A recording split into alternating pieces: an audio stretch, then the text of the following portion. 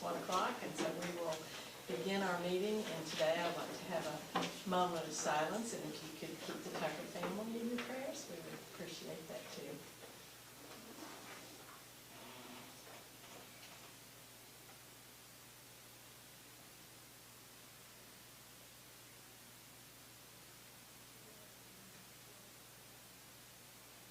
Amen. Let's stand and say pledge allegiance.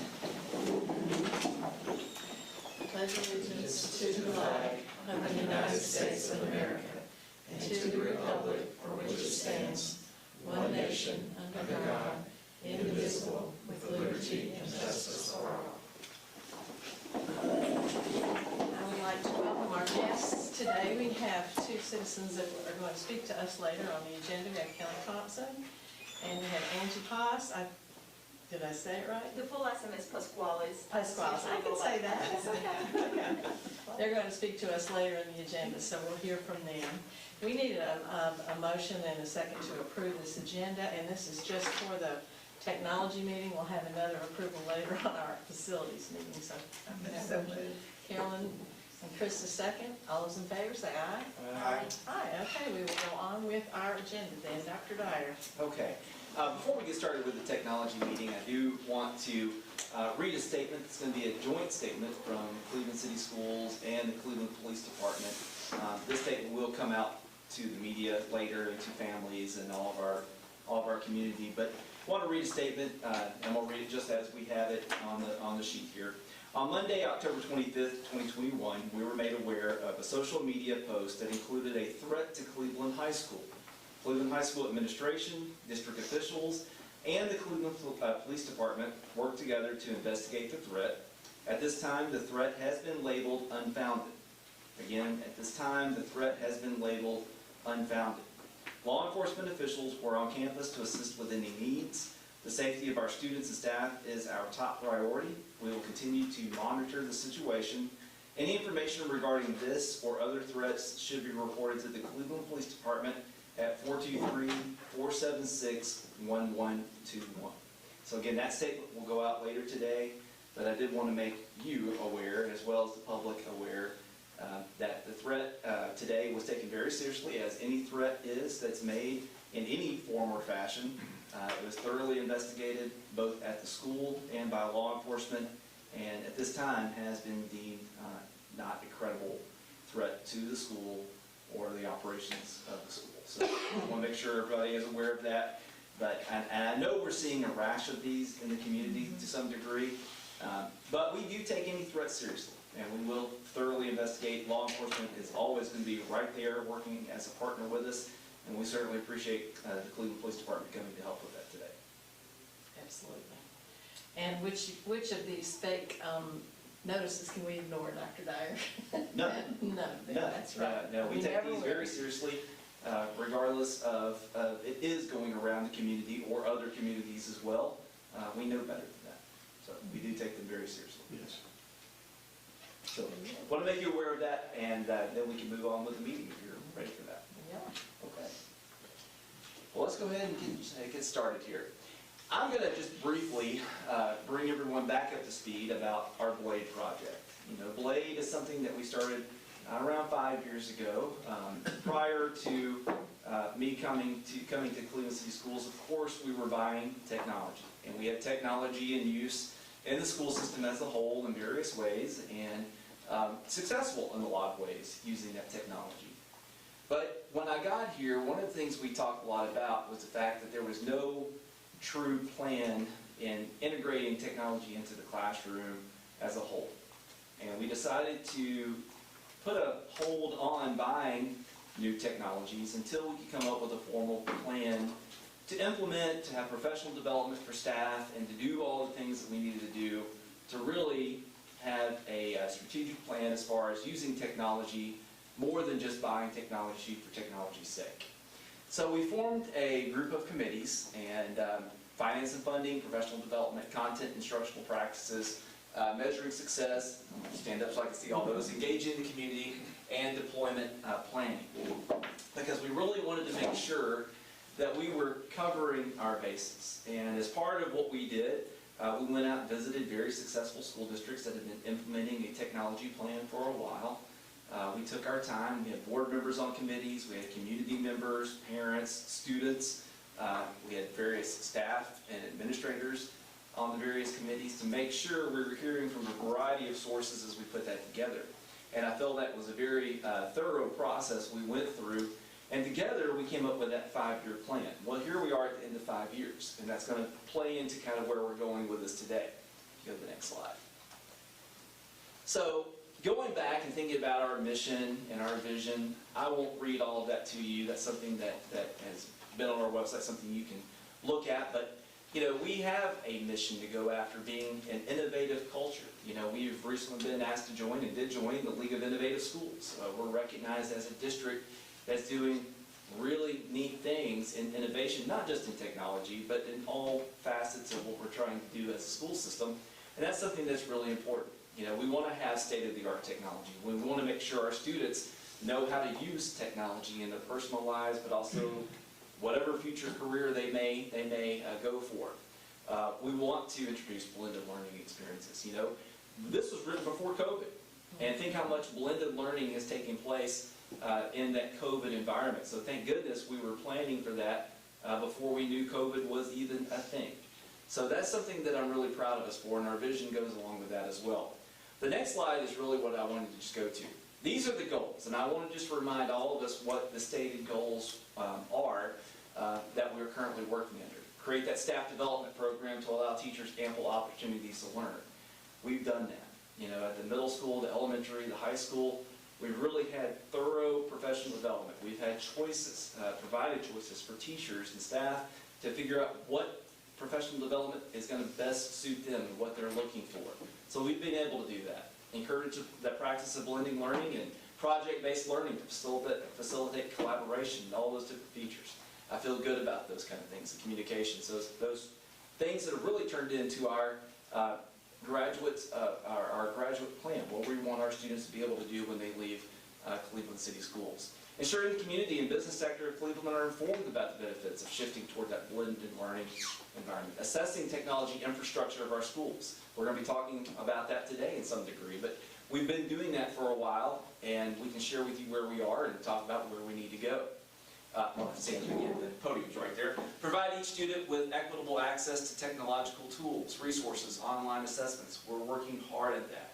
That's a big part of the discussion right now, is equity and access to the internet across the country and our state, right here in Bradley County.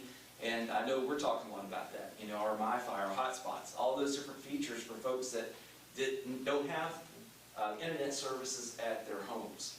And ensuring the principles of digital citizenship are shared and enforced by our employees, our students, and our families. Again, I think we've done a good job of that, but there are always things we can do that are better. So I think that's a good discussion we'll have today.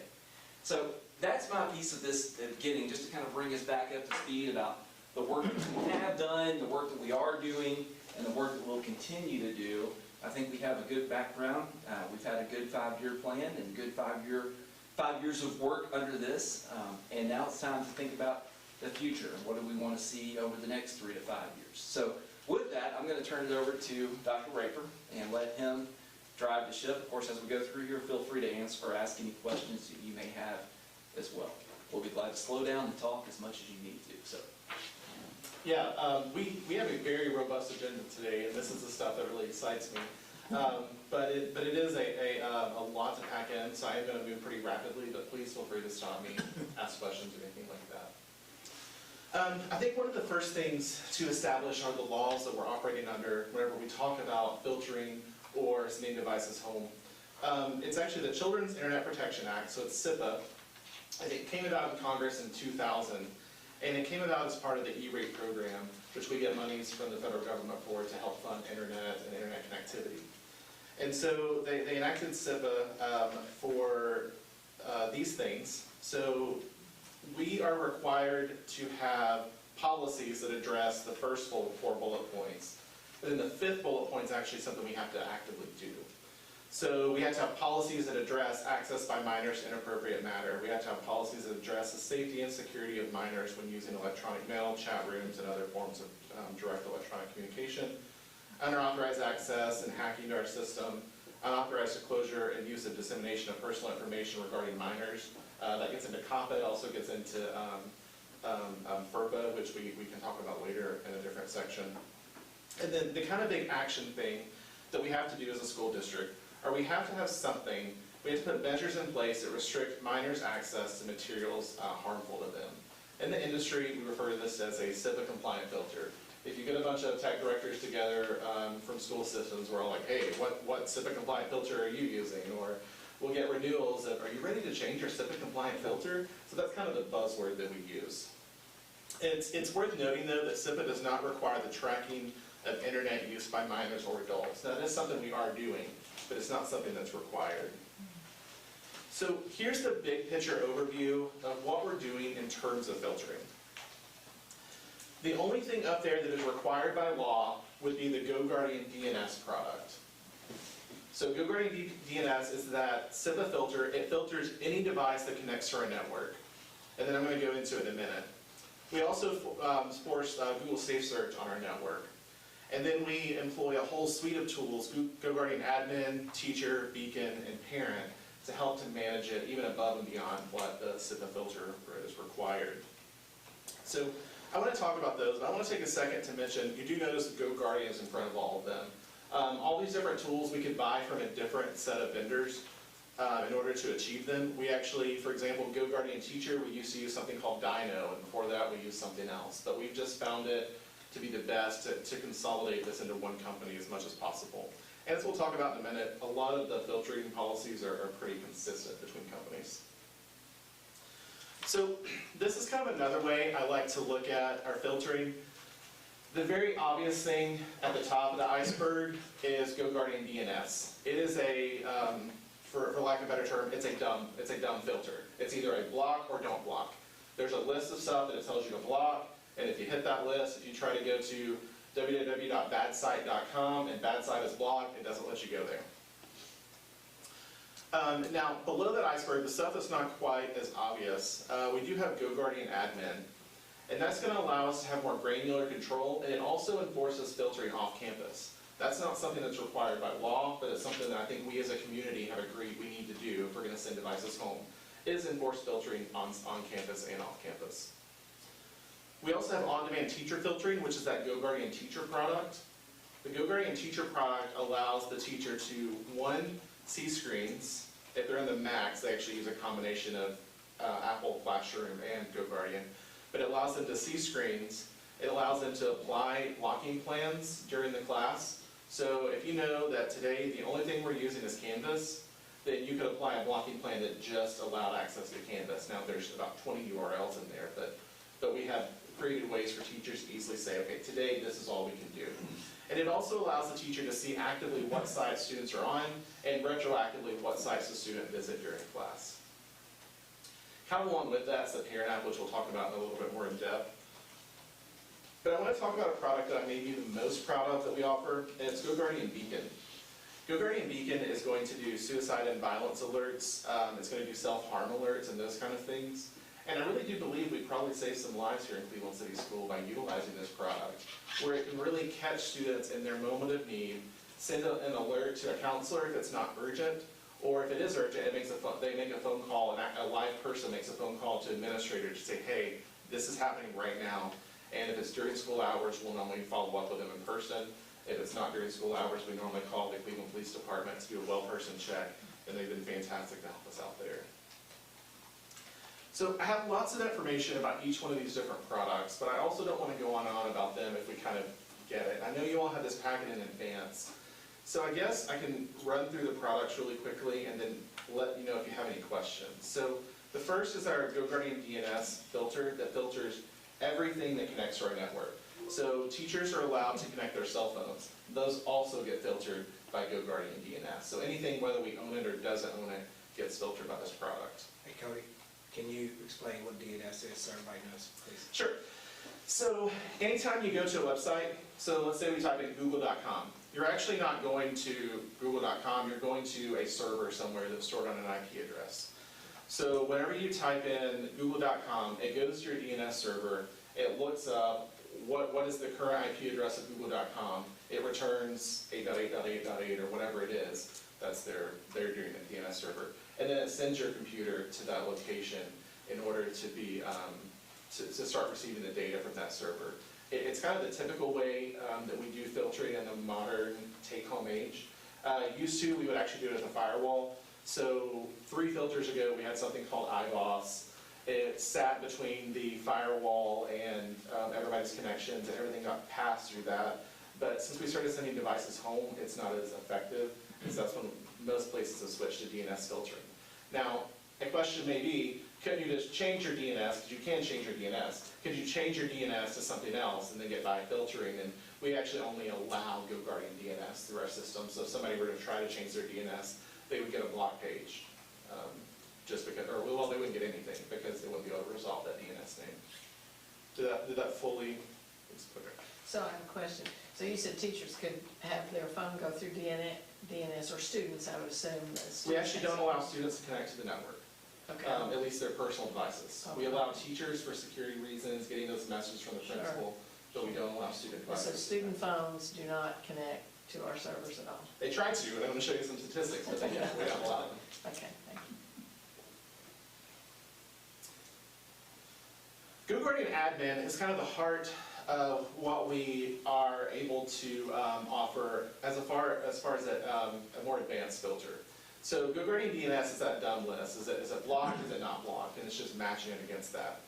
GoGuardian Admin actually reads the content of the page and makes a determination based on artificial intelligence if that page should or should not be blocked. The way it's currently set up, and this is adjustable, is if it is at least a medium confidence that it's a bad page, it's going to send an alert to an administrator that can then review it later. And I have statistics on how many of these happen later. But if it is bad enough, so if it is a high confidence that it's bad material, it actually actively blocks it and sends an alert.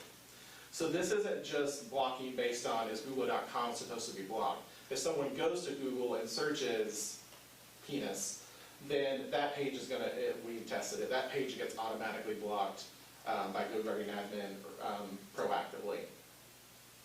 Something else that it also offers is a curated experiences group, and you see it's a little different than the rest of the text. We've changed the name. We used to call it the, well, no, the old name is escaping. Anyway, we used to have a different name for it, but it was a little negative, especially if people wanted to join it for not negative reasons. So now we're calling it the curated experiences group. And this within GoGuardian Admin allows us to do reverse filtering on students. So let's say we have a student that is repeatedly searching bad things even though they shouldn't. Or let's say we have a parent that is very concerned about what their student can and can't access. We have a curated experiences group that we can put these students in, and it blocks everything on the internet, and then we reverse go in and say, okay, that these websites are allowed. It is a fantastic tool for repeated offenders, and it's been good for some students as well, whose parents may have concerns about what's on the internet. Now, the concern about this is, and something we've experienced, is we've had parents request that a student go into the curated experiences group, penalty box, we used to call it the penalty box. We've had parents request that students go into the curated experiences group, and then within a day or two, they're calling back going, whoa, whoa, whoa, this is way too restrictive. Because it really does limit it basically to just our digital textbooks and some very common resources.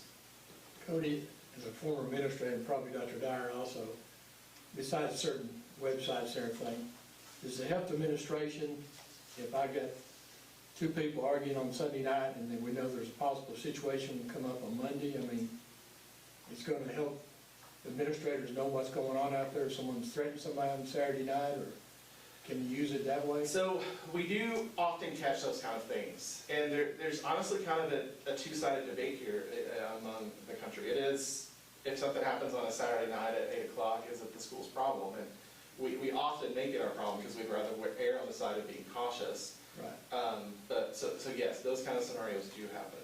It wouldn't be so, it was sometimes it would carry over to Monday morning, right, Dr. Dyer? I'm sure you had to deal with it too. Absolutely. If you knew ahead of it. Yes. So it does help the administrator or something like that. You know, if you get them in your office Monday morning, I don't care if you like each other, but you're going to respect each other, you know, and so you can head it off before it got to a fight situation or something. How about that for administrators? I don't know how that specific scenario happens, but I do know it has happened. So it does help the administrators. I would think they would say yes. I think they would too, in the cases where that would come up, which probably isn't that often, but when it does, sure, it would be helpful to know on the front end. Yeah. Anything else about GoGuardian admin I can help? So the next piece is GoGuardian Teacher. So teachers cannot override the base filtering that we have in place. And we're going to look at what we do and don't block in a second. But teachers can't override that, but they can add additional filtering. If they said, for example, today we're only doing this activity, I don't want kids off task. They can also see what students are doing as far as browsing the internet, and then they can see screens, those kind of things. So Cody, if the students are, you're boring, I'm gonna sit here and check my email or whatever, the teachers can see that on their desk. Yes. On their desktop. I'll actually say, whenever we started the Blade project, I was a Blade facilitator, and I was very actively against a product like GoGuardian Teacher, because I was very much about, no, we've got to learn classroom management and things like that. But I will say, I was wrong retroactively. A product like GoGuardian Teacher helps get the technology out of the way, and just lets the teachers teach. Mhm.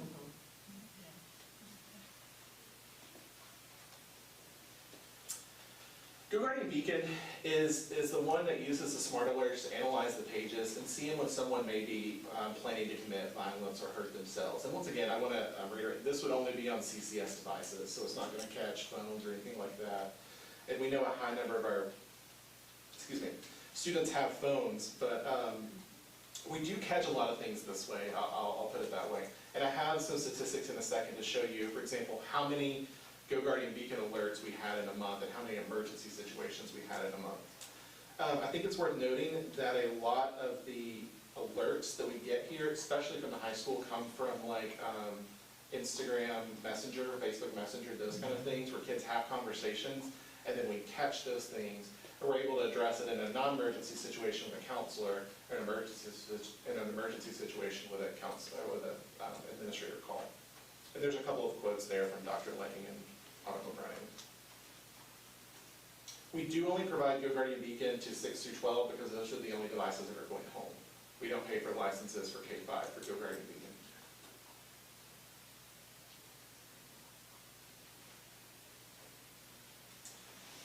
Finally, we have the GoGuardian Parent app. The Parent app allows you to see what websites your student has visited during the school day. Now, I want to put a slight star there. If your student logs in, or it uses a generic login or a computer lab or something like that, it's not going to track that. But if they're using the device we've assigned them, they're logged in as them, the parent can see all the websites that were visited during the day. Now, with that being said, an example that I've had brought up is if a kid goes to google.com and searches penis, is that going to show up? No, it's just going to show up google.com, but the smart alert should be caught by the administrator and that alert should be sent to them.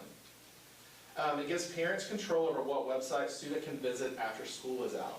We don't allow the parents to control filtering during the school day, and I'll talk about the rationale behind that in a moment, but it does allow them to give control over what the device can and can't do after, or what web browsing the device can do after school, and it provides the parents the ability to pause or disable browsing altogether. And that app is available on the Apple App Store or Google Play Store, and then the parents just log in with the email address they have registered in our Power School account, and everything gets synced over.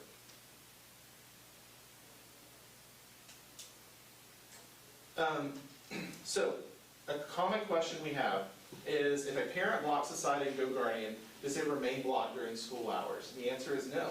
So let's say a parent says, I don't want my student on social media, I'm blocking Facebook.com. In that case, that website is not blocked during the school day because it would take, our current school policies would take effect during the school day.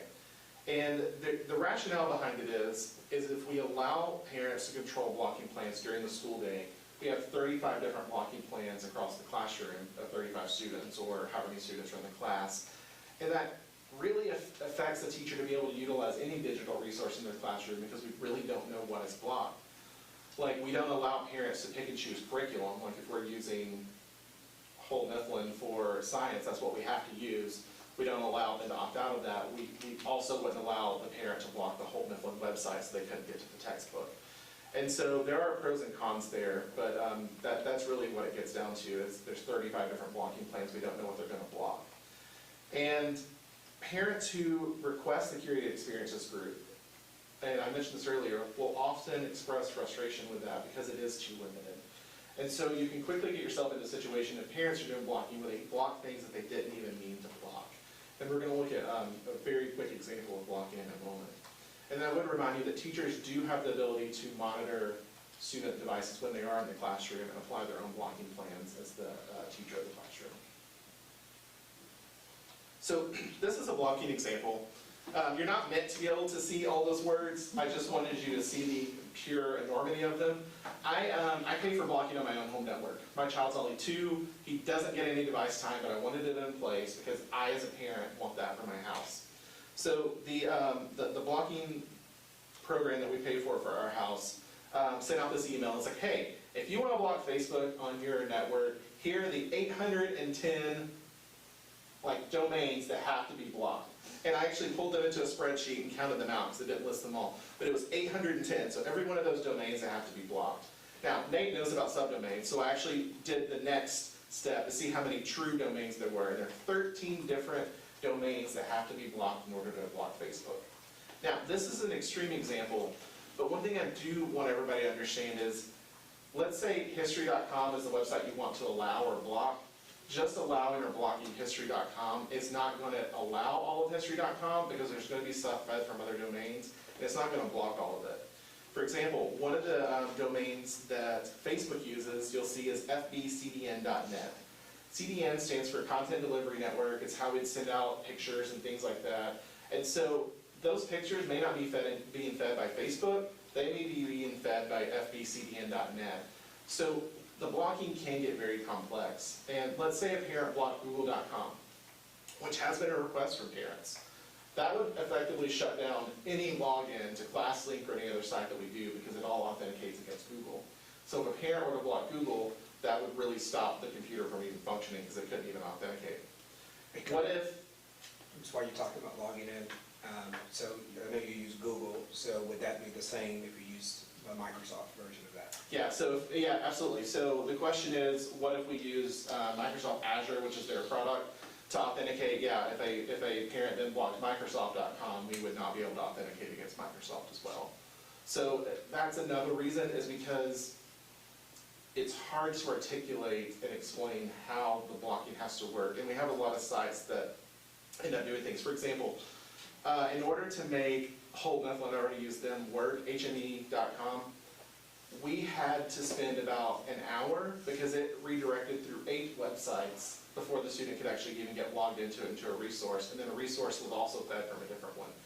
So we work really hard on the Curated Experiences group to make sure everything that we use for digital textbooks is allowed. But it took us a long time just to get Holt Mifflin working because it redirected through so many different websites. We had to allow all of those websites on the chain. Docs.google.com is inherently neither good nor bad. It's just a product. Let's say a kid puts bad things into Google Docs, just like they could type a bad thing into Microsoft Word, and a parent became concerned about it, and okay, we're going to block Google Docs because it could be used for bad. At that point, we're not being able to use Canvas or Google Classroom. Amazon AWS, Amazon Web Services, powers 40–50% of the web. It powers a whole bunch of it. So let's say a picture was served up by Amazon AWS and a parent blocked that. They're also blocking tons of other websites by blocking Amazon AWS. So I just wanted to take a second to kind of explain the nuances of blocking and why we don't generally make it allowed during the school day. Questions about that? It may have been deeper than we seemed to wanted. No, it's interesting. So what do we block? Our filter makes it very easy. In fact, most filters, Securely, whoever it is, they buy these aggregated lists of bad websites, and they put them into categories, and I have checkboxes. So here are the checkboxes we have checked off in Cleveland City Schools. We're blocking academic dishonesty websites. You know, they actually have websites now, and I just learned this recently, that you copy and paste from like Wikipedia, it completely rewrites the article, and you turn it in as your submission. So we block those kind of websites. We block archives that would allow you to get to old versions of bad content. We block controlled substances. We block games, specifically gambling games. We block gambling games. We block malicious sites, pornography, sexual sites, and we block chat rooms as a part of the social subgroup. Now, I will say we're allowed to add to this list and take away. So we've made 125 manual modifications to allow websites that we've decided are okay, or to block websites that weren't blocked but we've decided should be. How long have you been using GoGuardian? I think this is we're in our 3rd year. So when you started, did it always block via categories with the initial contract? GoGuardian has always blocked via categories. Okay. And the reason why I asked, filter did as well. the reason why I asked is because there were other products that did it by specific site levels, which was a nightmare.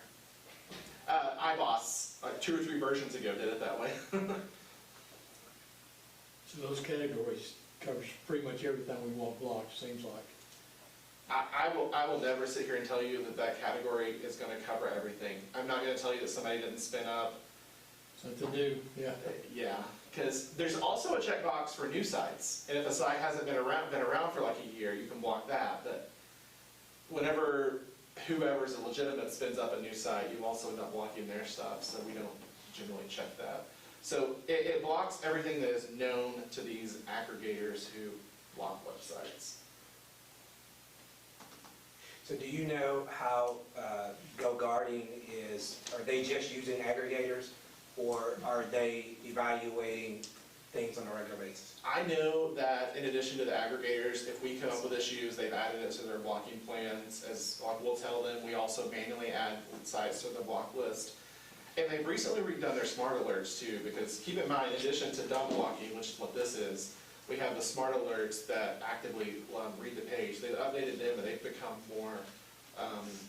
more sensitive as well. In fact, if you search, if anybody Google's, or not Google, if anybody goes to Amazon.com and Amazon.com searches for toy, the website comes up whether you're looking for bad things. This has been blocked. So I think they're working through some of their weeds on making it less restrictive, but we're definitely erring on that side, I hope. So you said that GoGuardian admin though does read the content of the page, so it goes a little bit farther than just the Yes. categories.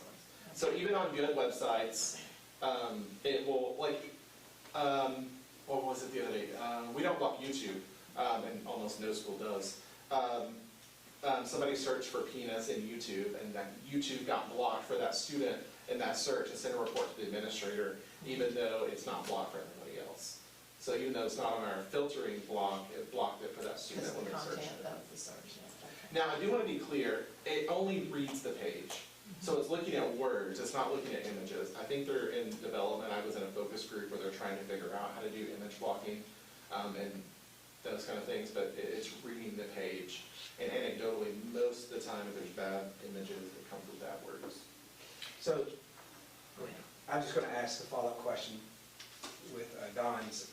As it reads the page, then is it taking action and categorizing, or what happens after it reads the page on GoGuardian's end, from the admin perspective? An alert is anytime it generates any kind of blocking. So if it's blocked, it's going to be a high risk, and an alert is going to be generated and waiting for an administrator to review.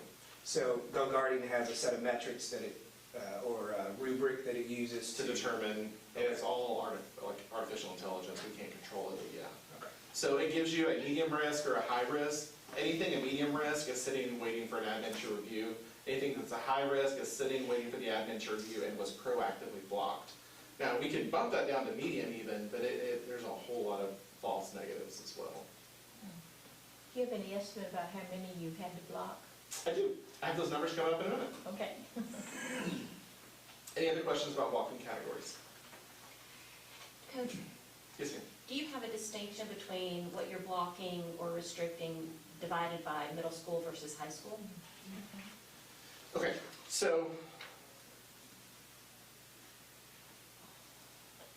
if we go back to this, we can make a distinction on this side of things.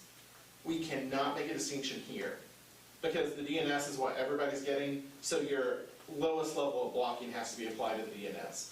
We can apply a different set of blocking to elementary than we do middle and high. Sure, that's not hard at all.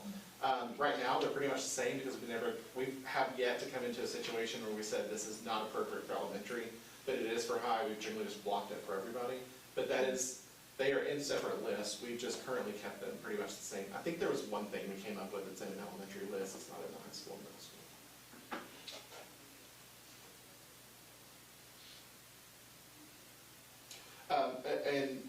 To extend off that question, can we block differently for faculty and staff versus students? As long as DNS is set to the faculty and staff level, then yes, we could block student devices differently. We don't do that currently because when we did do that, there were so many complaints to teachers saying, hey, I don't know what my kids can and can't access. I developed a whole activity around this website just to find out it was blocked, those kind of things.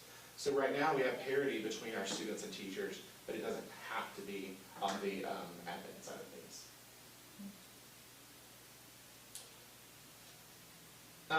So a question I was asked, is there a website available for all technology information and support for parents?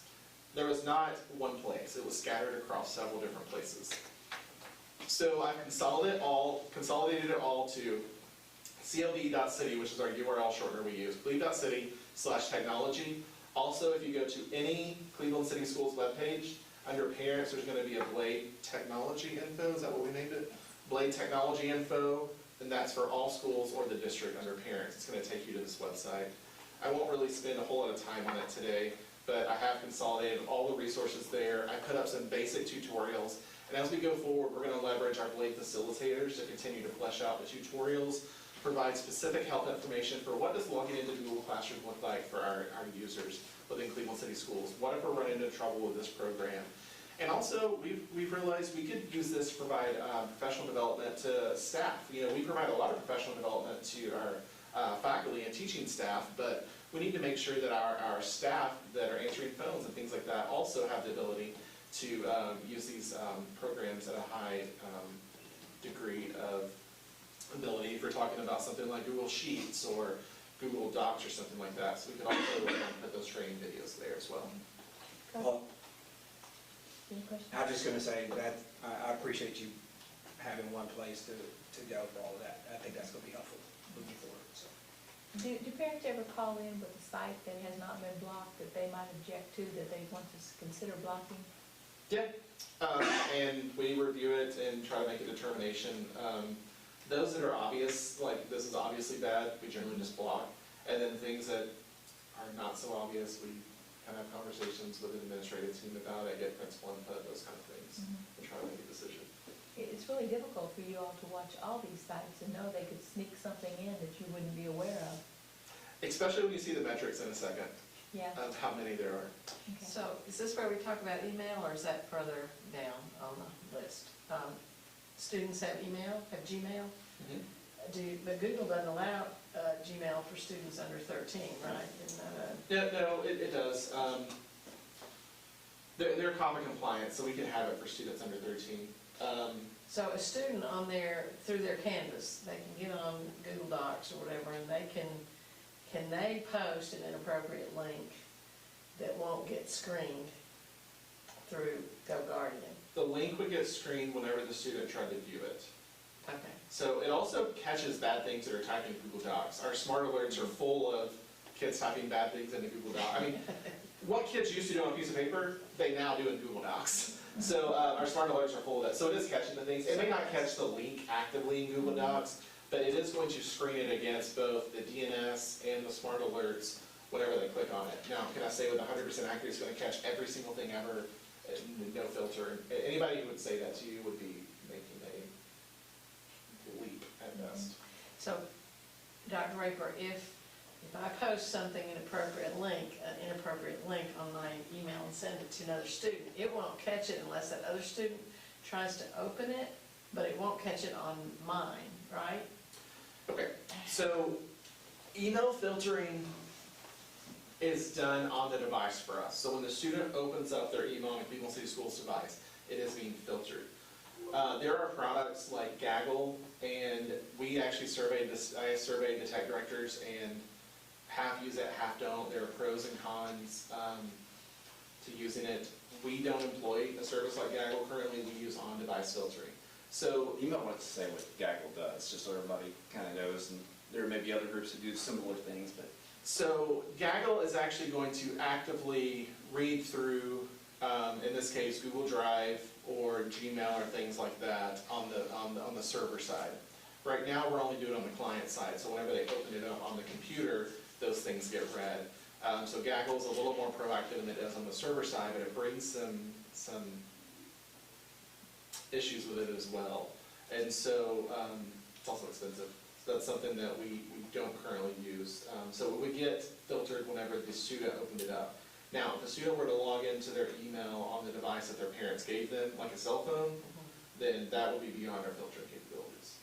So, and you said Gaggle, there's one called Limewise that I've been made aware of, and it's the same thing, it's a content blocker, and it would also screen emails or catch inappropriate links on emails. And then, yeah, They're all different, I guess. yes, and Limewise is a really popular one right now. A lot of school districts are using. They're getting a lot of the business right now. 5 years ago, it was Securely. Everybody jumped on the Securely bandwagon. We found out Securely didn't fulfill their promises. They kind of overpromised. And so then people kind of moved off them, and now everybody's kind of jumping over there on that one. But, yeah. We already do. If they would catch it or not, I don't know. Okay. Because they're using a lot of the same techniques to try to catch it. It would just be doing it on the server side instead of device side. Okay. There's also a free one called Bark. It was awful. We turned it off because it didn't give anything helpful. If you get something that is dangerous, that somebody has sent to someone that you block, can you trace the source and do something about the person that sent this? Are we talking about an email? Yes. Yeah, so every email that's been sent through the Cleveland City Schools, I have access to, and it's logged for at least 365 days. So if somebody were to send an email, instantly delete it, we still have it on a vault for 365 days. And you could trace it back to the individual on the computer that sent it? We can trace it back to the account. To the Now, account? the difficult part is of saying, this account did this, you don't 100% always know that it was that user. Because unfortunately, password sharing does happen. It's against our policies. We take that very seriously, and it's not allowed to happen, but I can tell you to the account that did it. But they could, with a they lot of could certainty. indicate who's the person that they shared their account with, perhaps. Okay. Kind of equate that to those red light cameras, you know, a car gets a ticket, but you Sure. might not necessarily Be be the driving driver. the car, but you get the ticket in the mail, and you're like, that was my cousin that was driving the car, but you have to pay the That was ticket. your car. So I can see what you're saying about that internet. That's- If they share their passwords, and there's no way to really know unless they just confess, right? Yeah, we will do checks every so often to make sure the person kind of just scans to see, this is what computer you're assigned to, who's logged into the device, but it can only go so far. But they could even send something from their parents' telephone to someone, you know, too. Good. To do Sure. track. Yeah. Does that happen often? Do we get inappropriate links or emails from outside computers into students' computers? I'm not aware of emails being the biggest threat vector for this. Generally, it's students finding something else somewhere else. I'm sure it happens. I don't know that that's the most common way that. But our filters would still pick them up. The DNS would catch it if it came through. The DNS would check it and see if it's on a block site, and the smart alert would read it and see if it approves it. Now, what determination it would make, I don't know without a specific situation, but it would be read by those. I don't know if this is the appropriate place to ask this question, so forgive me if you're going to talk about this later, but we're talking about searches via the internet and what we can search and what we can filter that way.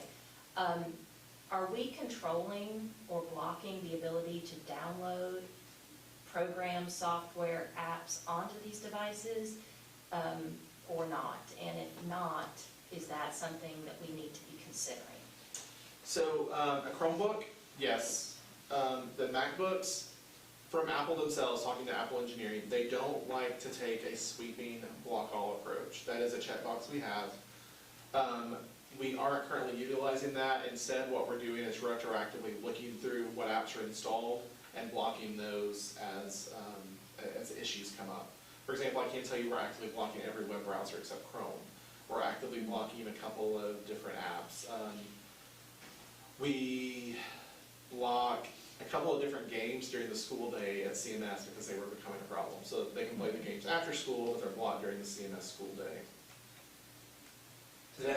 Does that mean that when a student logs into the computer, and all of the number of devices, you're evaluating and then sending back from that device to accommodate what she's asking? So every time a student logs in, we get, or actually not even logs in, it's every so often the computer reports back, here's a list of every app that's installed on this machine. And we periodically, probably once a month, go through that list of every app that's installed on every device and see if we need to make any kind of blocks or anything. So can you just kind of walk me through the rationale for allowing downloading of apps? Well, there's no good way to block it. So then the next question is installing it. And I have went round and round with Apple on this.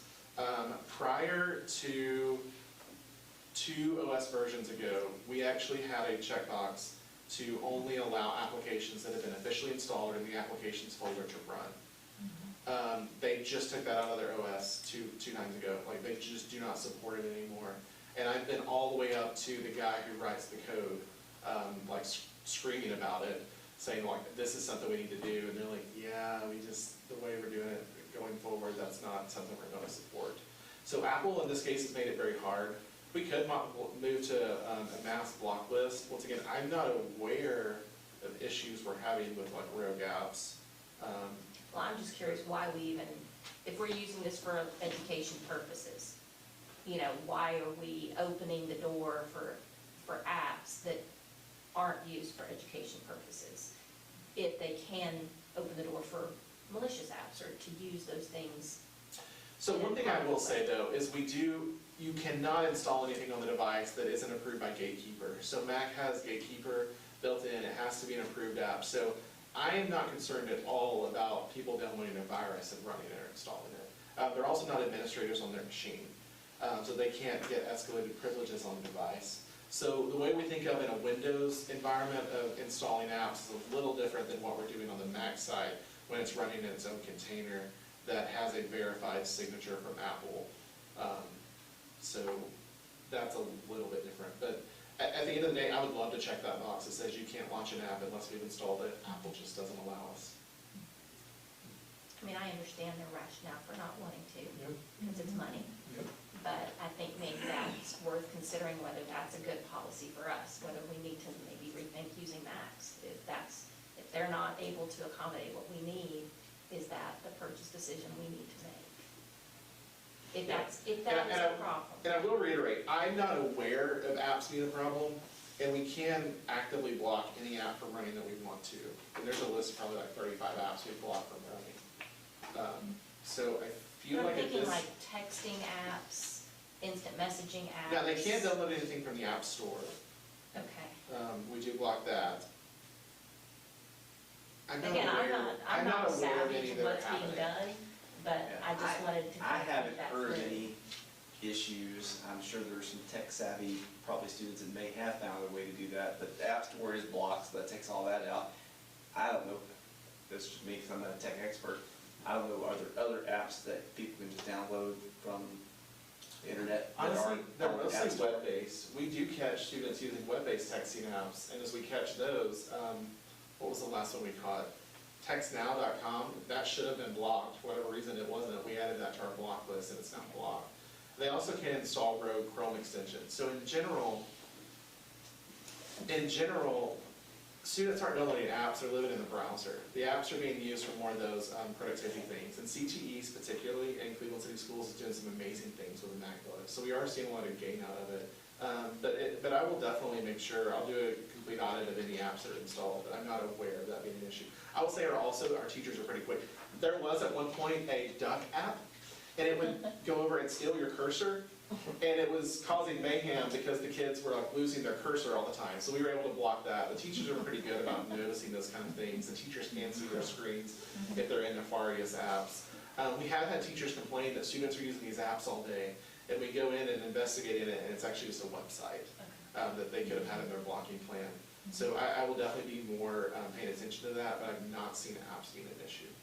I don't know if you could find a computer company that totally blocked apps to buy apps, Chrome. like Chromebooks do. Chromebooks. They're For a now, lot, they may change it later. they're a lot easier to For now. lock down, but they don't have near the power because you can't run those apps. We can't do some of the stuff we're doing either. It's- So the Duck app that you were talking about, was that a web app or was it? No, that was an actual app, Okay. actual application. So how do they get that installed if they don't have administrator privileges? So on Mac, you don't have to have it installed, you can run it from the desktop. True. And that's the thing Apple used to allow us to click, you can only run executables from the applications directory, which you have to have administrative access to get to, and they just took that feature away.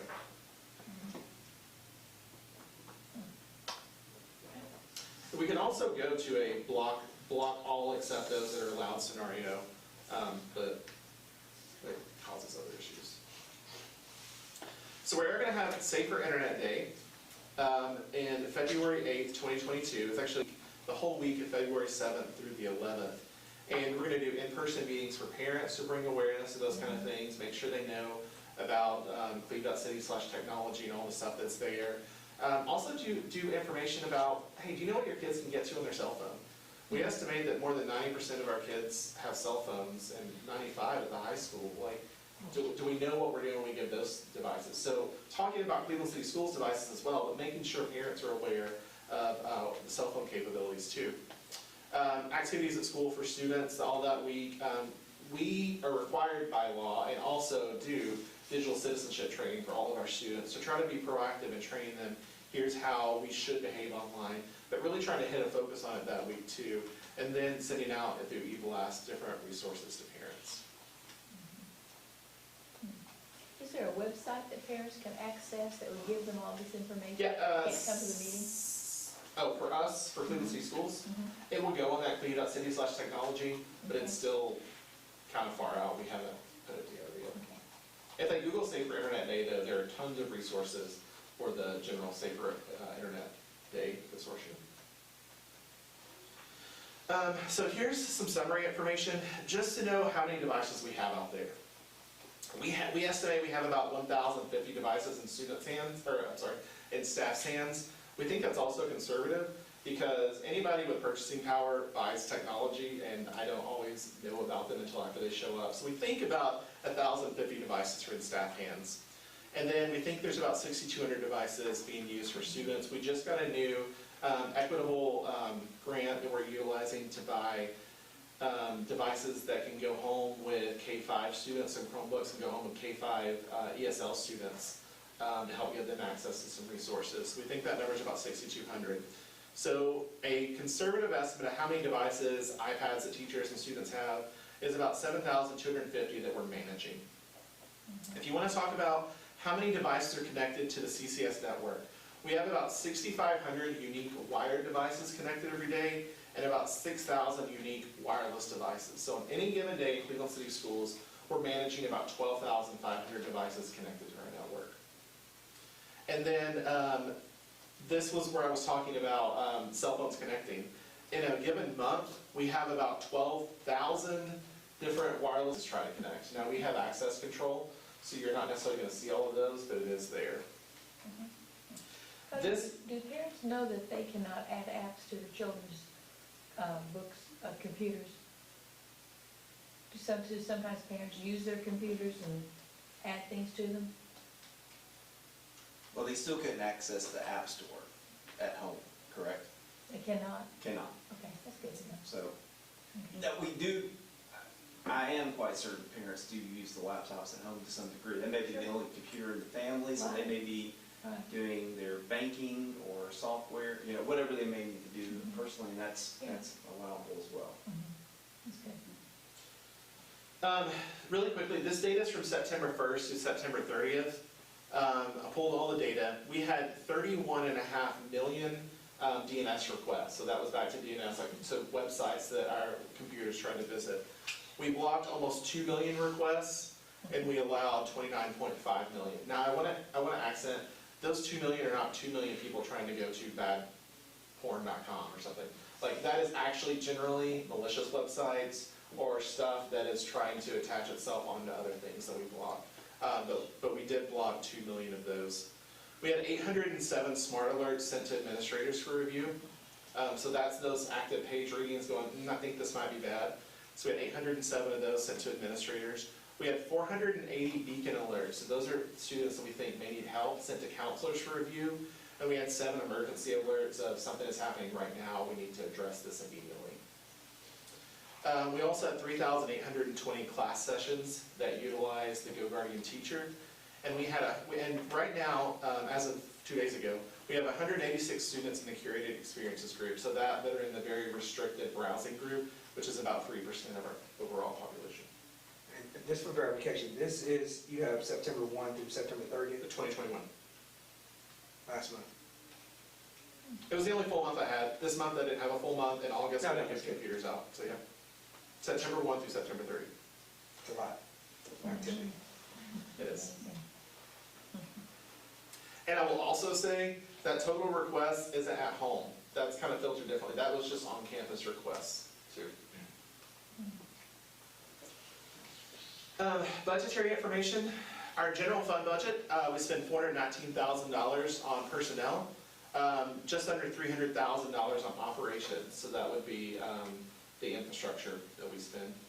The Blade project spends about $100,000 a year out of the general budget to fund the Apple leases on the teacher MacBooks, and about $350,000 a year for the CMS MacBooks. And then every year we get money from the sales tax. I think it's about 10% of it that goes either to me in technology or to Rennie Whitmarker in CTE. And so that's about $120,000 a year.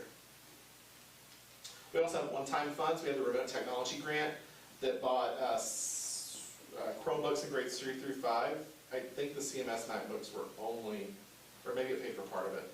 Anyway, so we had the remote technology grant that did Chromebooks and maybe some of the MacBooks at CMS. And then the internet connectivity grant that purchased Khajiits for $7,500. What was that now, Khajiits? Hotspots. Okay. Those are the hotspots that students can utilize. We got them in every school now too, don't we? We have a ton. If any parents are listening and you would like a hotspot for connectivity at home, please, please, please reach out to your school. We would love to get you one. Okay. Because we also got them from the state. We also got hotspots from the state now. Federal funds, CARES Act, ESSER 1, we spent $371,000 buying Chromebooks in grades 3 through 5. And in ESSER 2, we bought 4 years of GoGuardian Beacon, Chromebooks for K2, the CHS student MacBooks, and some iPads for the ESL department. We also had some local funds. We put Wi-Fi in every, local grants, we put Wi-Fi in every parking lot. So in the community, students can take their device and connect to it. We also had some other Khajiits. I'm going to run through these really quickly. What ways are we using technology to reduce manual processes? You know, a lot of the time we spend our efforts in making the classroom more efficient. So we spend a ton of time making sure that the teachers and the students have the most efficient process possible. And I've listed some of those ways there. I will say that across the district, a lot of the processes are driven by the principal. So whatever the principal decides to do within their school.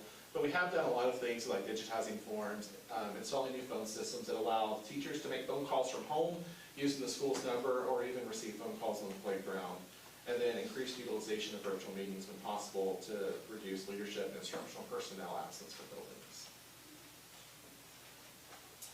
Another question is, have we done any user acceptance testing to see if the technology department is meeting the needs of its users? And some of the things we have done is we meet regularly with principals, and believe me, they get feedback from teachers. So we're always trying to meet those needs. Our Blade facilitators, K-8, have met with every instructional teacher, and they get feedback on things that we can improve. And in fact, we just changed some things recently based on that feedback. And in 9-12, the plan is for this spring to start those meetings. We also did Bright Bites data in 2019. It's probably time to do another survey, but in 2019 we did a holistic study of where are we with technology? Are you happy with the infrastructure? Are you happy with everything? And we came out as proficient overall as a district And you can see at this time the classroom and the environments of the training were the things that were just proficient, with everything else being advanced. I think COVID has pushed us along on that, and I think we've all gotten a little more proficient in the ways that we use technology since then. So I would love to do some more testing to see how that's going. I've given you copies of our acceptable use policy in the packet that I handed out. We just redid our acceptable use policy in April of 2021. We now don't just call it an acceptable use policy. A lot of districts have moved to calling it a responsible use policy, to trying to put it back on the student, and here's how we use these devices responsible. As we met as teams, we decided that, well, there's things you just can't do, and there's things that you should do. So we call ours an acceptable and responsible use policy. And our old acceptable use policy was about 4 or 5 pages of rambling text long.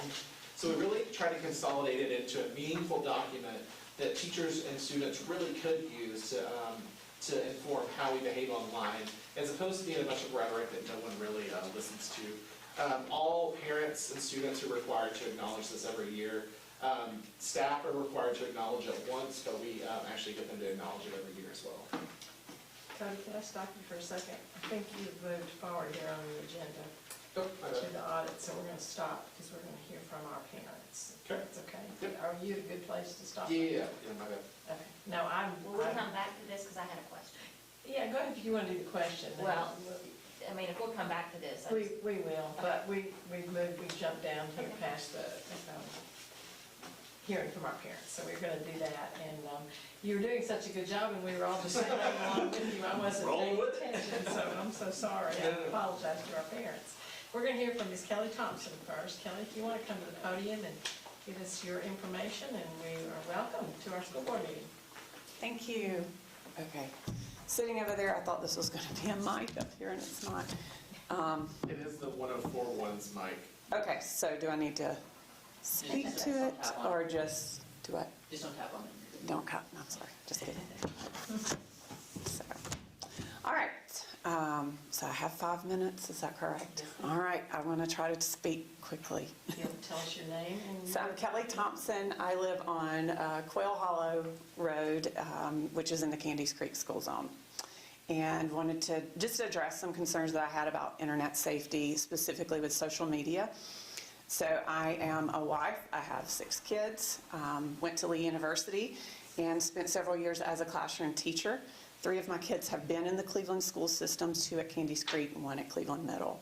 I have experience with homeschool and local private schools as well, and so I'm here just to offer insight and to try to push forward so we can work together to find some solutions that I think will achieve the common goal of helping our children get a great education.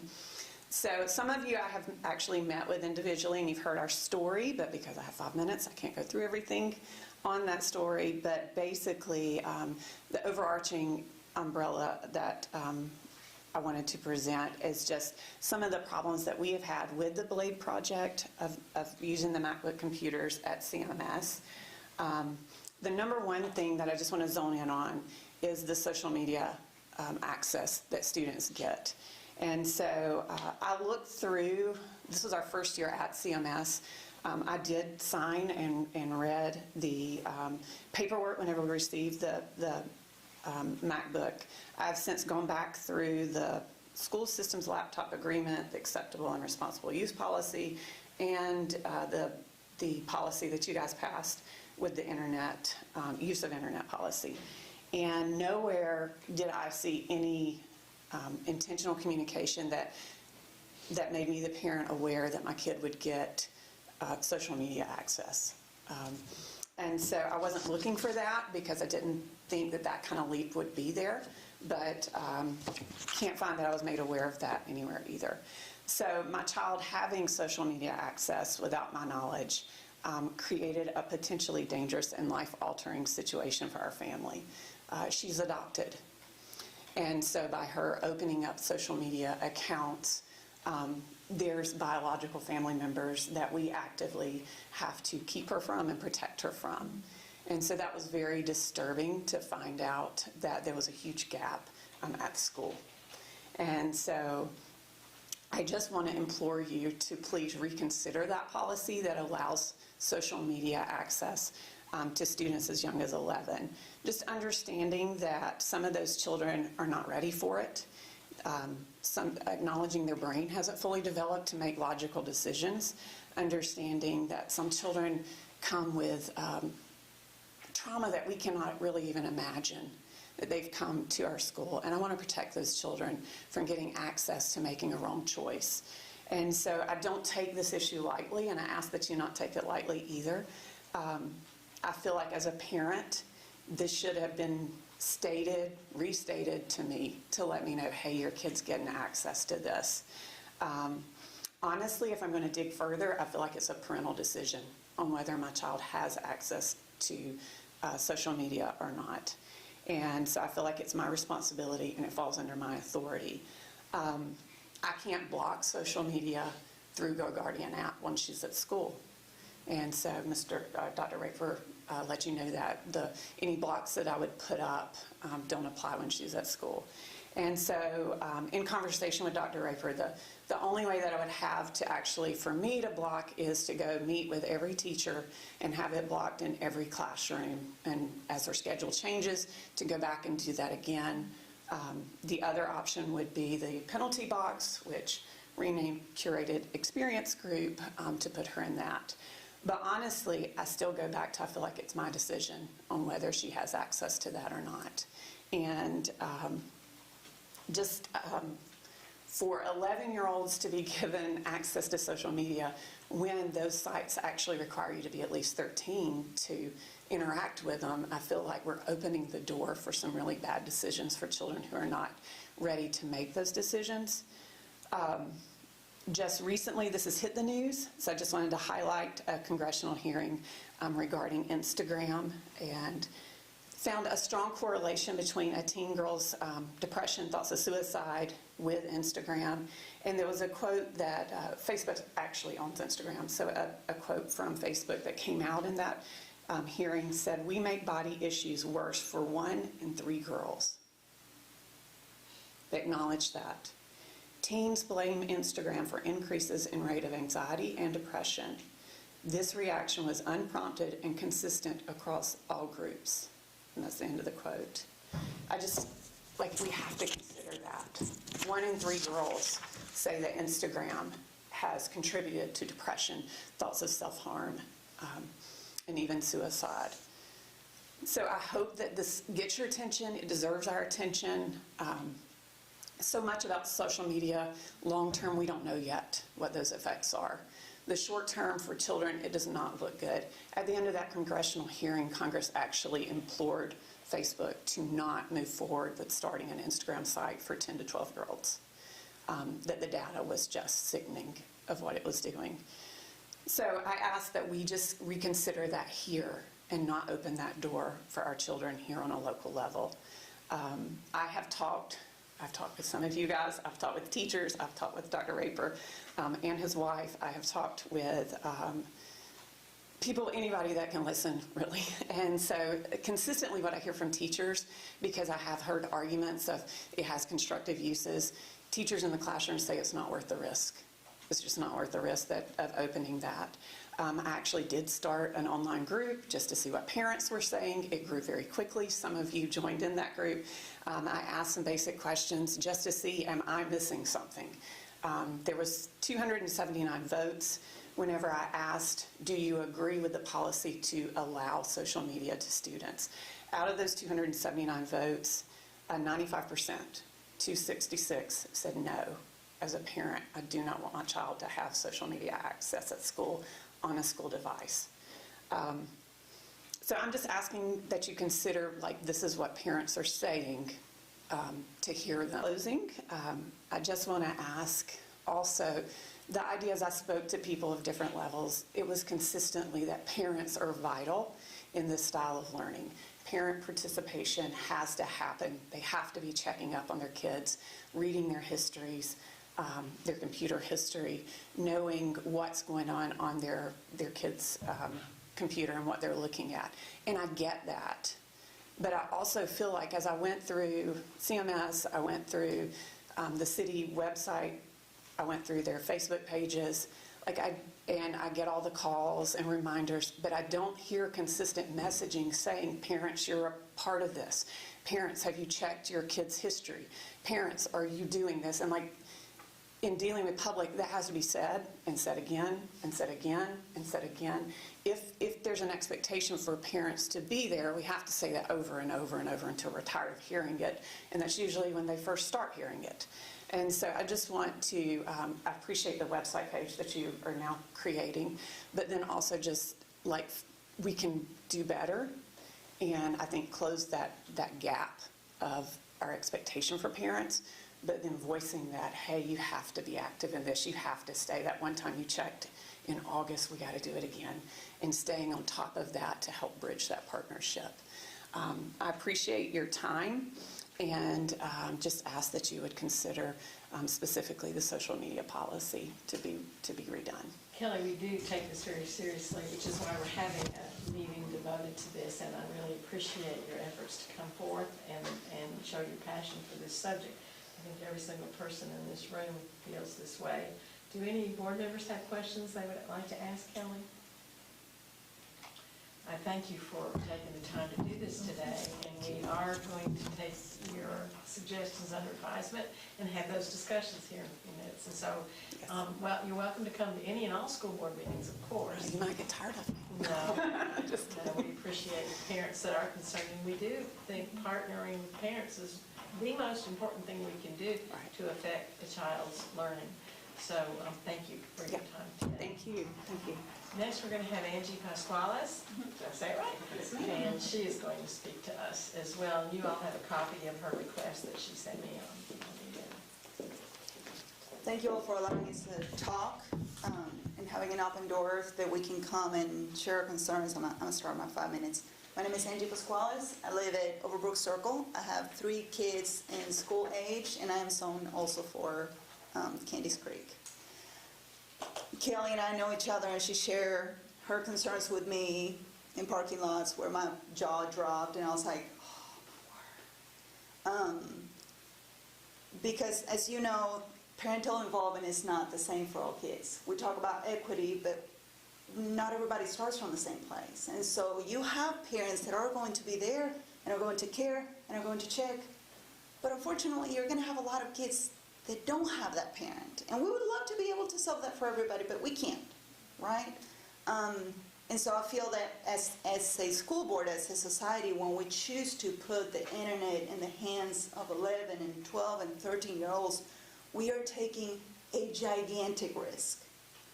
And I feel like in the statement that you read, Mr. Dyer, you read earlier today, we understood the emergency that we were dealing with when somebody sends a message like that. You said, this is immediate. We need to respond this immediately. However, the issues that we're going to have with technology and internet, we're not going to see them the same day. But we have abundant studies that show the connection between early exposure to porn with risky sexual behavior, with human trafficking, with early sexual behavior that can lead to teen pregnancy, that can lead to STDs that run through our society. So we have a decision that we're making today that is going to affect Cleveland for years and years and years.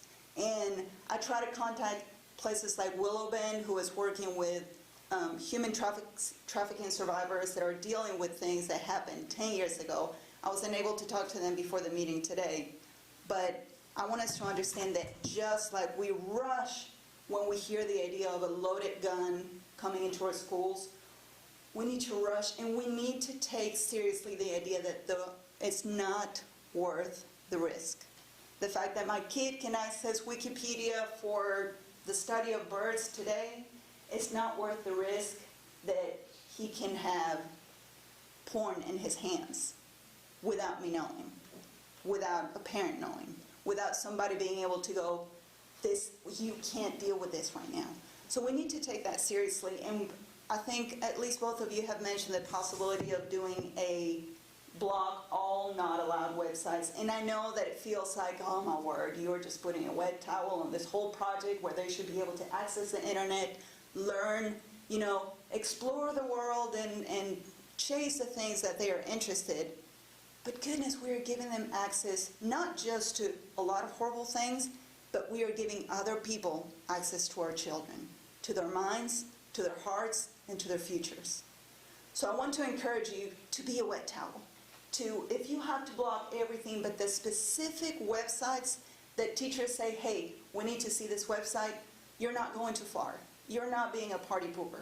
You are protecting the children that in 10, 12, 15, 20 years are going to be making decisions that are going to be affecting our society. They are going to say, you know what? I saw something when I was 11-year-old, and 11-year-old when I was 13, it wasn't enough. I wanted to see more. When I was 15, it wasn't enough. I wanted to do more. So when I got to be a 21-year-old, I had tried everything. You know, from 11 to 21, you're not going to be entertained with the same. So you are going to look for more. And the people that are going to be at risk are going to be the kids that don't have parents there going, hey, let's sit down in front of the computer. Let's look at the phone together. Let me show you what is okay, what is not okay, and which way you need to run when you see something that is not okay. As Kelly said before, this kind of falls under the umbrella of parents. And so it's a hard decision for the school board to make. But the decision that I believe needs to be made is to pull back. I know that you have taken steps that are hard to come back from, but if that needs to go back and say, hey guys, these are going to be the websites that you're allowed to watch, that you're allowed to interact with, that you're allowed to see, and everything else, we're taking it away to protect you because we care about you. And I truly believe that this school board cares about our students. We don't come here to say, shame on you, you have done wrong. We have come here to say, hey, our eyes have been opened. We want all of our eyes to be opened. So I encourage that. Allow me to stop that. Blog away. Blog away. Do not be afraid to blog as much as it needs to be blogged. Thank you so much. Ms. Toscalis. Anybody have any questions for Angela? Okay. Thank you, very good. Thank you. You're welcome to stay and listen to our discussion. So Dr. Dye, we'll move on with this? We can, and then wherever you guys want to go with it. We're going to have discussions. We stopped here at the acceptable use policy. And if Krista had Yeah. a question to go with that. So, I just Christie, had a comment, and it ties nicely, actually, what Ms. Thompson was saying. I was wondering if there was a way on this form that we could add something about how parents can notify the school if they see some inappropriate interaction. If we can kind of, and I was going to even make that suggestion with that website that you've got, and even with our the policy as it's stated in the procedures. I saw some mention of what parents should do, but would we be able to make that more visible? Would we be able to have a bold-faced headline and have some bullet points of here's what parents can do to be our partners in this? And because as you've pointed out, and I think we can all recognize, technology evolves faster than we can blink our eye. And as soon as we come up with a way of filtering or blocking something, somebody's coming up with 5 different ways to override that. The only way we can become aware of that is with people that are in the trenches, parents that are aware of what their students are accessing and being exposed to, and can we make it easier and more visible to give them that way that you said there is a way for parents to alert us, but if we could make it like a hotline or some visible way that parents are aware that you're our partner, we rely on you to let us know what's going on. Here's an easy way for you to contact us if you see something of concern. So we have traditionally done that just the way we did other communications with alerting the teacher. But if we want to move to some kind of centralized reporting, that's not our goal. You know, an idea would be easily to put a form on that website. You know, it's just a drop-down menu with a website, easy, one click, and it goes to somebody in the technology department to read. I think it would be beneficial to make it anonymous, because I think there might be some fear of retaliation that, oh, well, that means my kid won't be able to use the school computer if I let them know he accessed this If website. it's anonymous, it makes it harder to follow up with them and let them know here was our, Yeah. but maybe we can make it optionally anonymous. That would be great. Yeah. So let's talk about social media sites then. That's the discussion. What, is YouTube considered a social media site? Depends on who you ask.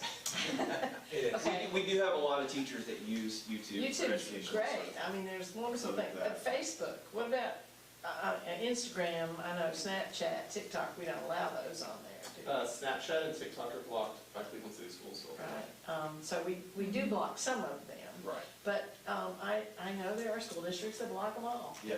Except for YouTube. And this is just me speaking about this, my thoughts. You know, I don't see an educational value to sites such as Facebook or Instagram or things like that on our school computers during school day. I don't see that. And these are educational tools during the school day. So from my perspective, you know, I do not have a problem with us coming up with a procedure to do away with social media sites accessible via our computers and our technology during the school day. We could do at home as well. It really depends on what you guys think. Now, at home it could be, and we can also separate. You know, I do think there's value in our teachers and our administrators having access because we have to do investigations. We have to look at things. We have to be able to get in and search. Students don't necessarily have to have that access during the day on our devices. Now, like Cody said, 95% of our high school students also have a phone or two phones, whatever may be the case, and they can easily do that on their own if they choose to do it, but it's not on our devices, and it's certainly not on our internet. So that's just my thoughts. I would love to take social media off of our computers. I just don't see, I mean, if I'm teaching a class, I don't want to look over and see that little Donna there's on Facebook, you know. I don't see any if there were an educational reason in that classroom that day for Facebook, then a teacher could be allowed, she could contact technology, right, and say, No, it's either a block or not block. Block or at not that block. point. So I guess that was my question is, does the Guardian facilitate a plan for students and a plan for employees? Okay. So we're kind of talking about two different things. To address that one, can we do a plan for employees and students? Yes. The way it's currently set up, and we don't, and the caveat is that DNS filtering, that automatic filtering, would have to be the lowest common denominator. So if we allow it for staff, we have to allow Facebook on the DNS filter, computer labs, those kind of things. So if we split them, I can never 100% say it's not going to be blocked, but it will be blocked on the personal devices, yes. How many teachers are using it on their computers? Wouldn't they be using, if they're trying to communicate for like an after-school club? I think of more of the high school using this as a means of, you know, they use Twitter or whatever to communicate club meetings and stuff like that. That would be on their phone, not on their computers. So would we be able to block the computer use and the teachers could still communicate with that kind of acceptable communication with students via the phones? I would think that we probably do have some that communicate using like Twitter on their computers, teachers and things like that. Because we do have some areas that may be hard for their phones to have access if they're not on our Wi-Fi for some reason. So I know, you know, for example, I use Twitter on the laptop more than probably I do on my phone. Now the other social media sites I obviously don't, but. a lot of our teachers use Twitter. So can we just pick, I mean, can we say, we want to block this one, this one, this one, this one? Or do we have to say, got to block them all? The toggle is all or not, but I can go in and specify Twitter and it's 15 URLs or whatever. We have full control over that. Can I interject one thing? Mhm. One thing I do want to make you aware of, and in my mind, this is a personal opinion, the only positive from social media is that's where we catch a lot of our beacon stuff. So I do think there has to be a weight there and a decision. Whether we block social media or not is above me. It's definitely, I would put it on you all. But just that's the one consideration is social media is where we catch a lot of the beacon stuff. Couldn't we, if the board chooses to block social media, we make that decision, and we tell Dr. Dyer, and we vote when we do that, then perhaps have some input from some other people, from parents, from teachers. Well, you block social media, I'd like to hear from the teachers how that affects them, or the administrators how that affects them, or our beacon, how, and then have a kind of a little bit of a a time study on it, not just cold turkey, this is what we're gonna do, and we may do it cold turkey, but let's revisit it. Could we do that? Because, you know, sometimes we vote for something and it has long-term effects that we don't know about, like the internet, but also, I don't wanna tie our teachers' hands if they're using some platform. I would see just off my top, I would see maybe Twitter as something at the middle and high school they may use for educational purposes sometimes. I can't see the other ones being used, but I think your idea has merit. We do have a teacher group that meets with Dr. Elliott. We have a paraprofessionals group that meets with Mr. Kaiser. We could easily insert that into the agenda and get their feedback on that, and then do other groups as well. So could we block everything but Twitter and have Yeah. a study and kind of revisit it? I'm Peggy cautious was- about allowing, I'm Hang sorry. on a sec, Peggy had her hand up, I'm sorry. Peggy? No, I was just wondering if we could block it, you know, maybe except for Twitter, and then see what the ramifications are if it causes problems for anybody in their teaching abilities. You know, because you won't know until you try it. Because people say, oh, this would bother me, this might not, this bothers me, this is a problem. But it may not be, you know, if we go ahead and block it except for the Twitter, and see how everyone reacts. Krista? Yeah, I understand, I am hesitant about picking and choosing, because I feel like, you know, there's as much opportunity for Twitter to be abused or hurtful as anything else. So, you know, I understand that some people may, I mean, I know that's how I got, as a parent, that's how I got all of my information about what was going on in high school when my daughters were students there, and at the middle school too. So I understand the value of that, but I don't know about using its use in the classroom. And so that's where that's where I'm drawing my line in the sand is it being used for educational purposes in the classroom on computers? And if so, then we need to have that conversation. If not, then I would think just doing away with it all would be better than kind of picking and choosing, except for YouTube. That's different. I'll say, and following up with what Chris is saying, yeah, I think if we're gonna do one, we need to do them all, including Twitter, and I'm a Twitter user too. And I say that from the perspective of you can get porn on Twitter as well. So I think any of these sites you can get porn on, and it's not unique to any one site. Any of these sites you can do bullying on, it's not unique to any of the sites. So we're going to take the stance of doing one. I think we need to do them all. That's my opinion for that. So do I hear a motion about this from the board? We have some more discussion about it, about the social media sites? Well, I wasn't done yet. Okay. So, I'm so sorry, Nate, excuse me. So I know that some of the schools do communication with parents, and we definitely don't want to eliminate that. So maybe they can do the social media on their own devices at home, or the other option is to really focus in on increasing the use of the mobile app and the website, integrating and pushing people there, and then we're not relying on the social media platform at all. Now, I know that doesn't meet the need of the marketing and the things that happen and how we promote what CCS is doing, and we can still do those things on socials. So when Cleveland Band Boosters post that, you know, we won Grand Champions last week and all that, and they put that on Facebook, they won't be able to do that anymore, right? Unless they're doing it from their at-home computers. That's correct. Unless we allow for access from teachers and admin while at school.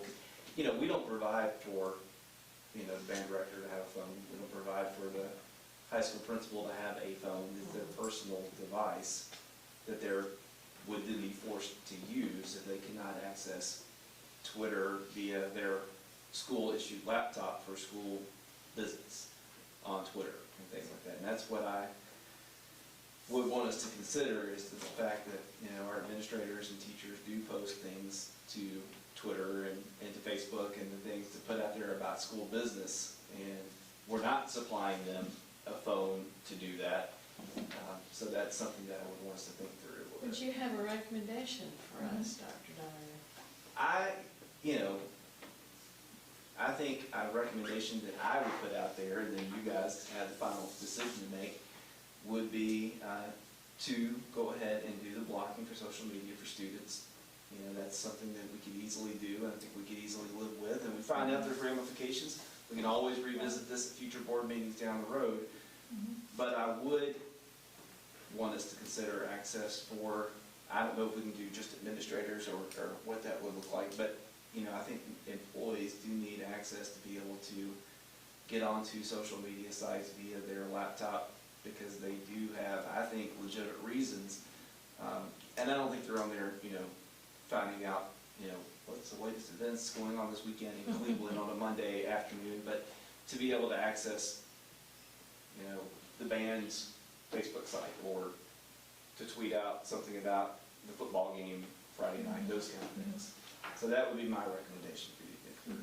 Yeah, Krista? And is it correct that we can do that? We can allow faculty and staff to have access and block the students? I can block the students' devices that are assigned to them. What'd you say about affecting the beacon? Because I agree with the ladies, 11, 12, and 13 is that's a tough age right there. But we'll still have the beacon, because I've dealt with some situations and kids are. Yes, beacon will still be in effective working. I just wanted you to be aware that's where we catch. Whenever we actually talked to principals about this to get their input, and that was Autumn's biggest input, is that's where we get our beacons. Social media. From social media. So if they go on their phone and they type something, you know, if I type something to you, I don't like you and I'm gonna hurt you tomorrow, we won't pick that up via the phone, because that's not connected to our Wi-Fi. So that's something right now we would have, like if they went on their school-issued laptop and went on Facebook Messenger and I sent you that message, we would be able to pick that up then. So that. But we still have to stop it at for the kids. Very much so. Then they can Very much report. so. Yes, So- and that gets used fairly often. So I just want to clarify, just because there's several things involved here. We can segment, right? But the segmentation that you're talking about is this laptop that I'm giving to kids, not the ones in the computer labs, not any other device assigned to an administrator. Yes.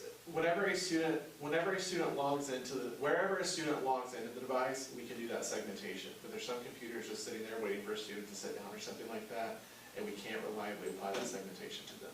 So if a kid at CMS, where they generally just keep the computers logged in, were to go sit down at that computer, no, we're not applying blocking at that device. So then we may need to reconsider a procedure there to not let open use computers be available, if this is going to work. Because what I don't want us to do is vote and say we're eliminating or doing the segmentation, and then they still have a way to. I would also like to throw out kids have iPads, and that wouldn't be applied to this. This would be the one-to-one Chromebooks and MacBooks that we assign students where how I can segment. What are the principals and all the administrators saying to you? What are they saying? It was a little bit of a mixed bag in the meetings we had with them. Is that different from elementary, middle, how's it? Well, you have some that, you know, and it's the same way. I just came back from the kind of fly over here, the digital promise meetings, and superintendents had the same discussion, you know, the fact that when is it a school issue and when is it a home issue? So, for example, a student's at home, it's 3 o'clock in the morning, they're sending something. What if you can't get hold of an administrator? What if that live call doesn't go through? What if the administrator's asleep and doesn't hear the call? You know, there's all kinds of different factors come in. That's the same thing we heard. You know, I heard a principal say, you know, at some point, we need to turn off our phones because it's Saturday and Sunday and we need some rest too. So, you know, I hear all different perspectives in You that. know, children without parental influence there, there's a lot of them out there. Yeah. So there are no easy answers as usual with these kind of things. You know, if we decide as a board that that all internet, all social media is cut off, then that would mean for principals and staff as well, and they couldn't access that on their school computers, which could be problematic. How are they split on that? You said some are in favor of it and some are not. Yeah, I mean, I couldn't give you a percentage. We just had a really good discussion about a lot of things. It fell about half and half. Is it elementary more than the upper grades? Or how? We only have 2 middle schools, Just like or middle school and high school, so schools. there really wasn't much of a vote there, but Krista? And want some clarification if we're voting for all social media, because you said YouTube depends on who you ask. I want that clarified, because that I do see being used in the classroom productively. I mean, so that's where, I had never heard of it being considered social media, but I guess people can add to it. Depends on who you talk to. Yeah, so I want some clarification on that, instead of a blanket statement. I just want to say, if you have grandkids, or you have kids or grandkids, you kind of understand, where these parents are coming from, because you experienced it, you hear, you watch, what they're seeing. But, not all of our teachers have children and may not understand the things that parents are dealing with until they have children. Well, and if I could just branch off of what Krista said, the other danger we get into, sort of, I don't know if danger's the right word, we think of Facebook, we think of Twitter, but there's Yik Yak, there's all these different ones. So if we were to name each one, all they're gonna do is keep creating new ones. New ones. That come up. So, we may not, what we may wanna do is give us a little time That's what I think. to think through and meet with administrators, meet with people, and put together some ideas to bring to you as a possible solution at a future board meeting. So, Because we do need, I think, to get this right and make sure we. So you're saying not do it, not do it? Well, I'm now? just saying that's a possible idea that we could come back with. Well, and Nate? I was just gonna say, I mentioned a focus group. This will be a great time to start one and use that focus group as an opportunity to help facilitate that. Because it doesn't need to just be CCS employees. Yeah, I mean, what we could easily, we could right now go in and block 4 students as a stopgap measure, the ones that are the ones we know of, even without you going through all this. We could block Facebook and Twitter and Instagram and I don't know what else at this point. We could do those ones that are your biggest named ones for students right now and leave the ones for the employees alone, and then take time to put together this focus group and go through this exercise and figure out, and also look at examples from other school districts that are doing this. When you find examples from other places that have done this and been through this. My grandchildren have no social media access in Oak schools. Can't get on any social media.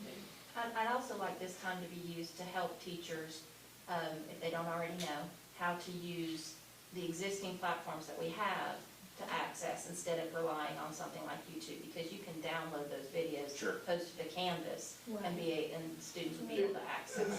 It's a dubious value whether you can legally do that. You can do that, but you're not really supposed to. Okay. But there is YouTube for kids. For example, maybe elementary will be YouTube for kids, though high school will be regular YouTube. So there are some, variations of YouTube. I happened to watch the Commerce Committee today that was talking about Instagram, TikTok, and YouTube. I watched that for an hour this morning because, of course, I had sent a letter regarding TikTok to Senator Blackburn. So I did watch a little bit, and it was interesting conversations. They picked up, what you talked about with Facebook, they picked up with these other sites and grilled in pretty hard today on that. So it is interesting, but there is YouTube for kids. I didn't know that, for example, I don't use that. So different things we can learn as we go. But I think a committee that we're going to talk about is something we could easily put together, get student voices, get employee voices, get parent voices, you involved. That's something we could easily do. But to clarify, you're saying that go ahead and block those things that we know are dangerous. We can do that tomorrow. Tomorrow. I don't even think that would require board action. No, Yeah. no. Well, If we we would know- want to take time to let our I would employees and like everybody know to that's see going to us do happen. that. And so in case they do have something wrapped around a lesson plan. I'm also going to be segmented, so tomorrow might be a little soon. Yeah, well, I like- I'm saying probably next week, so that way we can make sure employees know if they're got any lesson plans still with that. But that's something we can A easily. board vote, though. I Yes. think it's appropriate to have a board vote on that, to take the pressure off the administration anyway, to see which way we are trying to steer the school system. We can always add things back. We can change it. We have board meetings every month. We can revisit it, have our focus group and see where we go with that. But I kind of agree with Ms. Pasquales. I think this is an immediate thing. I don't think we need to wait until a focus group is finished before we make a decision. If we have to go back and loosen up, we can. But I don't think we should ignore this, and we haven't ignored it, we haven't at all ignored it, but that's why we're having a special call meeting today, again, I say, because we want the spotlight on this, we want the community to pay attention to what their children are looking at and use our tools that we've provided, but then we have to do our job too. You know, this is all new. Hardly any of us grew up with all these computers and all these things. No, we didn't. Did you? You might have. Well, some people have. So, the last meeting we went to, it was, I can't remember where it was, Gatlinburg, that law meeting. In the packet, they had a list of all the social medias that they provided us, you remember Yeah. that? That could be a good start. That'd be a great source, that would be really good. It was a very interesting presentation on what's on computers. So, would anyone like to make a motion? I make a motion that we block social media sites immediately, excluding YouTube, and our next meeting. Special call meeting. In December? Yeah, or- in December. Okay, So, because it won't give us much time between now and then. so are we saying for all employees as well? That's a good motion, Nate. Yeah, that's the motion. Okay, is there a second? Oh, okay, I'll second. We can always change it. Carolyn or Peggy? Okay, questions, With, Charlotte? with study, focus groups of study in case we need to change something, right? Yeah. Can we add that to it? Sure. We're I mean, doing yes, it you now. have to ask the motion maker if you can add that. All right, to I the mean, motion. the focus group to look at it and see if we do need to change something. I'm gonna be voting no because I want it to be distinct between faculty and staff and students. I'd like that to be, I'd like to plan it for students, but not for faculty. Okay, so can I amend my motion then? Yeah, You may. amend the motion. All right, so I'm going to amend my motion to say that we block all social media for all students and leave it available for employees, but also consider we need to block or fix the issue with the public computers. I'll second that. I like that. What about YouTube? YouTube should be made available. Okay, did you get that, Julie? Does the board have complete understanding, kind of piece together? Great motion. It's just a long one. Thank you, ma'am. Okay, who seconded that? Peggy did? I did. Okay, any questions or discussions about this? All right, all those in favor say aye. Aye. Any opposed? No, it's a unanimous vote. Thank you. And we will get to work on that. I know Cody will need a couple of days because it's Tuesday, so we'll have this in motion for hopefully Monday, By Monday. by Monday, to Okay. get that. I want to say I appreciate all of Cody's hard work on Yes. this. It's a lot to put It is together. a whole lot, a whole lot. We're just And gonna give him parents some for being- more, aren't we? Okay, we can move on with FERPA, I believe. Do we need to take a break before we move on? Yeah, we just got two more items, Two and then more? we're gonna have an end of this meeting. Yeah, Oh, we're okay. running way over Okay. here, so we need to move So on. we also have blade agreements that every parent signs. A copy of it was made available to you. It's on clb.city/technology if anybody has questions about it. Are there guidelines for social media guidelines as far as usage? Staff guidelines are established that says, here's how we use Cleveland City Schools accounts. You should have also received a copy of that. And then we also have community guidelines saying this is how we expect you to engage with us on social media. FERPA also extends to technology. It doesn't stop at the walls of technology, so we have to make sure that personally identifying information is kept safe on technology. We do that by encouraging teachers to use our SSO through ClassLink. These are SSO being single sign-on. This is so we make it easy for kids to get into apps, teachers to get into apps, and these are pre-vetted resources. There was some talk about network security. You know, we won't talk publicly about what type of firewall or anything we use. I do want to let you know, though, that we do use a next-generation firewall. Most firewalls, if you look at the oversight model on the right, and I'm just going to hurry through it, would use a 3 or 4 layer filtering whenever they do their firewall analysis. We do use a layer 7, so that plays into our ransomware plan. We do have robust backups of our critical infrastructure, and we allow cloud storage and versioning for every employee. So as long as they're using the cloud storage like we encourage, they'll be able to go back and get their things back. Even with all of that, the biggest attack vector is still the employee, the person, the user credentials. And so we do know before training to both train teachers and staff, hey, here's how people are trying to attack you, here's what to look out for. We also do user testing to see if they're responding to those, and if they do, responding to phishing emails, and if they do, they get immediate training. And we send that out for all employees to complete. And you did send it to the board, and I didn't want to click on it because it was a Adobe Board link, and so I contacted Cody and said, is this okay? It's good to ask.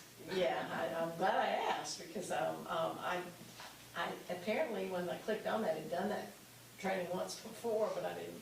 We do a little bit of different ones, ones, so, yeah. okay, so thanks. So maybe a heads up next time for board members. Yeah, if you could do that for me too, that'd be Sure. great, because I've been ignoring that one. We actually should probably do it for everybody, just to give them a heads up. Thanks. What are password change policies? Just really quickly, once again, we won't talk about specific policies, but NIST, who kind of sets the standards for the federal government and everybody else follows, actually just released a new framework that encourages organizations to remove periodic password changes, even though they acknowledge that it still hangs around as best practice for a lot of places. And there's several studies that show that it doesn't work well. So I only put this on here to highlight, there's competing information out there about what's best practice, and it's always changing, and so we're doing the best we can to try to follow those models. On the passwords, while that is true, the caveat there is multi-factor authentication, don't you? Yes, So and what are you doing for that? multi-factor authentication with that. I'm sorry? Yes, and multi-factor authentication will be key. Okay, are you guys using multi-factor? We wouldn't talk about that publicly because it is a security measure. We can talk about it in a private session, or we could talk about it one-on-one. Okay. A question we get is, are we blocking cell phone signals? No, Cleveland City Schools does not block cell phone signals. It's actually illegal. And so put some information there about that. But due to building construction, our buildings are very tight. Thank you, Hal Taylor and group. And that can be a factor sometimes in getting those cell phones. But when we do get complaints, we've had some issues like in the arena and places. We've been able to work with those teachers and get them better service. So we've been able to do that.